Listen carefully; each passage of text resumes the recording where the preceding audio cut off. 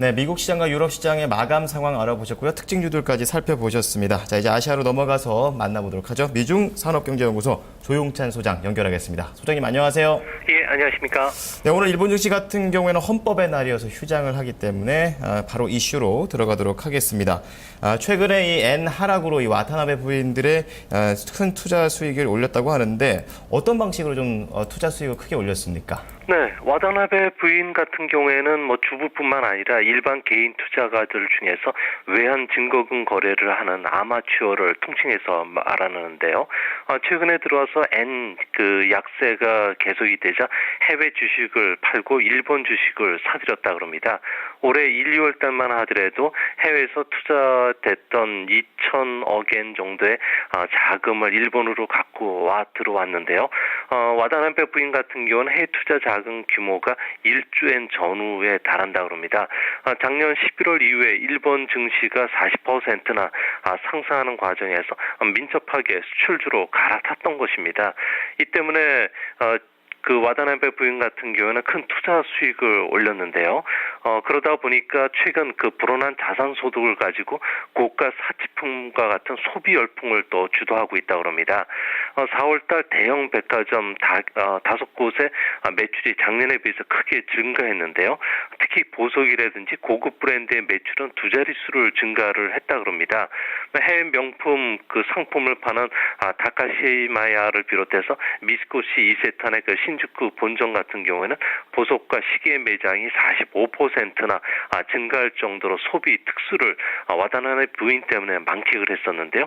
결국 아베 총리와 와타나베 부인 같은 경우에는 같은 한 배를 탄 같은 운명인 것으로 보여집니다. 이번에는 두 번째 이슈로 넘어가 보도록 하겠습니다. 이제 곧 1분기 실질 GDP 성장률 발표가 있는데요. 일본 경기 회복의 신호를 여기서 좀 찾아볼 수 있을까요? 네, 지금까지 발표되는 경제 지표를 가지고 추산해 보면은 실질 GDP는 전기 대비해서 플러스 0.5% 정도로 2분기 연속 플러스를 기록할 것으로 보여집니다. 주가 상승으로 인해서 고가 소비가 늘고 있고요. 저금리가 계속되면서 주택 투자가 증가한 게 성장률을 끌어올리는 주요 원인이 됐던 것으로 보여집니다. 다만 당초 기대했던 전기 대비 0.8%보다는 크게 못 미칠 것으로 보여지는데요. 이는 민간의 재고 투자가 소폭 마이너스를 기록했고요. 엔저로 인해서 수익 금액이 더 늘어나면서 외수에 대한 기여도가 제로에 그쳤기 때문입니다. 이제 2분기에 일본의 GDP 성장률은 2% 후반 내지 3% 초반까지 높아질 것으로 보여지는데요. 아무래도 비상경제 대책에서 추가된 공공사업이 지금 순차적으로 진행이 되고 있고요. 엔저 효과로 인해서 수출이 경기 회복세를 이끌고 있기 때문입니다. 네, 이제 중국 이슈도 살펴보겠습니다. 중국 쪽 증시부터 먼저 전망을 해볼 텐데요. 어제 약법 수준에서 마감됐는데 오늘은 어떻게 보십니까? 네, 오늘은 아무래도 좀 개별 종목 장세가 펼쳐질 것으로 보여집니다. 경제 지표라든지 중국의 수급 사항이 아직까지는 크게 호전되지 않기 때문인데요. 다행스러운 점은 경기 하락을 막기 위해서 중국인민은행이 9주 만에 공개시장 조작을 통해서 통화를 지금 풀고 있고요. 또 증권감독관리위원회가 주식형 펀드의 편입 비중을 하한을 80%까지 끌어올릴 계획이라고 이 때문에 신규로 1조 한 8천억 원 정도의 자금이 증시로 유입되는 효과를 가져다 줄 수 있고요.